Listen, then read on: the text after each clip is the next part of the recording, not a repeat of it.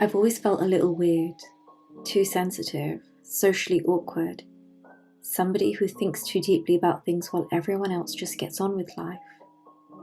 It wasn't until I started reading novels that I realised everyone's a little weird. There's just an unspoken human contract we've all been socialised into to hide our weirdness from one another. And this is the exact reason I fell in love with reading novels. Let me explain. There's nothing that brings me as much joy as losing myself in a story that makes me feel seen, heard, and understood. Often we go through our lives feeling so alone, so sure that we're the only ones experiencing the intense emotions and thoughts we do. The fear, the sadness, the feeling of being impossibly lost in the world. But the truth is that we all feel alarmingly similar things as we go through the different stages of life.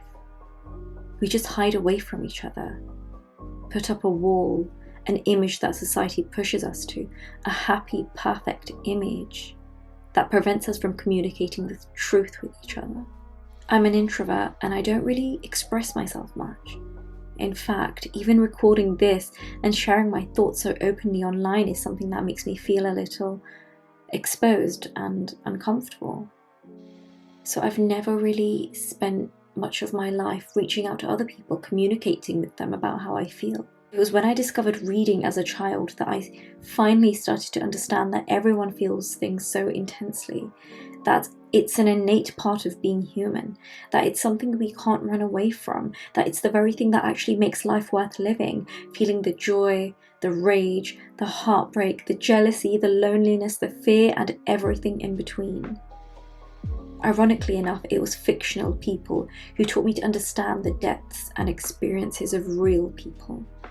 That I wasn't alone in having the thoughts I had, and that I wasn't weird in constantly feeling enraged at my own inadequacies, tired of the state of my life, fed up of how overwhelming and numbing things were simultaneously, how much I wanted everything for myself, and how much I wanted to run away from it all at the same time, to have no part in human society, connections, longings, because they caused such pain, such suffering.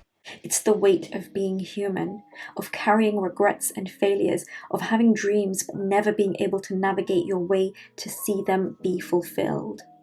Of having the desire to just be normal and fit in and get everything right so you'll be accepted by everyone. So much of what we do is shaped by our surrounding.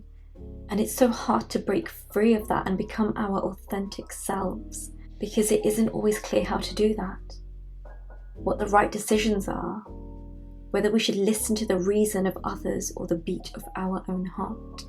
But here's the thing, when you read a story, it becomes so clear to see what a character's purpose is, what brings them joy, what's holding them back, where their loneliness is stemming from.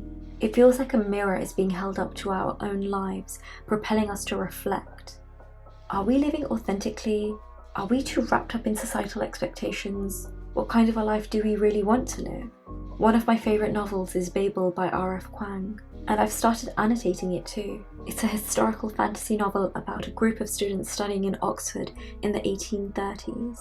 There are strong themes of colonialism, identity, belonging, the power of education and language. The main character goes through an epic journey that spans countries, cultures, truths, awakenings, and he doesn't always realise the way that society is warping his true sense of self and purpose.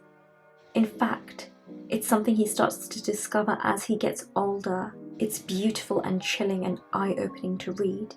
It made me reflect on whether I'm authentic with my identity, the way that colonialism or racism have impacted me and my family members. It healed a part of me I didn't even know needed healing. It made me feel seen and heard in a way I've been waiting for my entire life. Whilst I was a student at the University of Oxford, I often felt out of place, as though I didn't possess the right kind of class background or skin colour or religion or just the right sense of existence to belong there.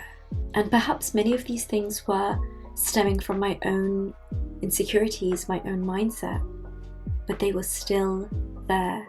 They were constantly there, making me doubt myself, my capabilities, my identity, my reality.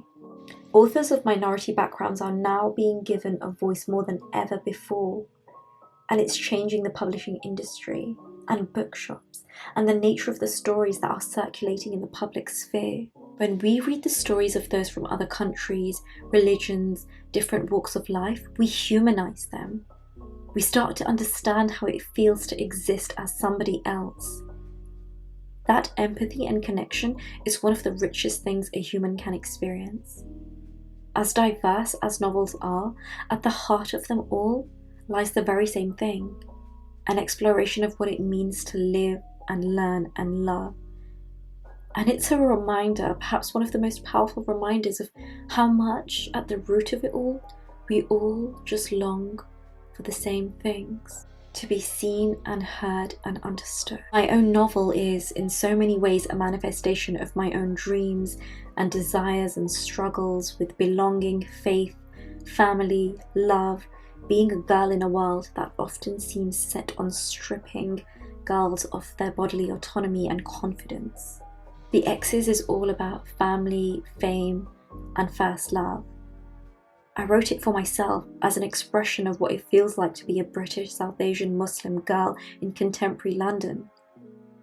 And it's been so humbling to see the ways in which others have related to my story. Creating this bridge of connection, understanding, and representation will always be one of my greatest accomplishments. At the heart of it all, The Exes is a love story that encapsulates so many dreams and realities. Falling in love with someone from a different class background, feeling trapped in your life and thinking that a boy will come and save you and fix all your problems in the way that young girls usually are taught to think. And of course the reality is completely different. And then dealing with the realities, with the heartbreak, with things not working out how you wanted them to, with realizing that you'll have to find a way to save yourself, with realizing that life is hard and so is love, but at the end of it all, it's always worth it.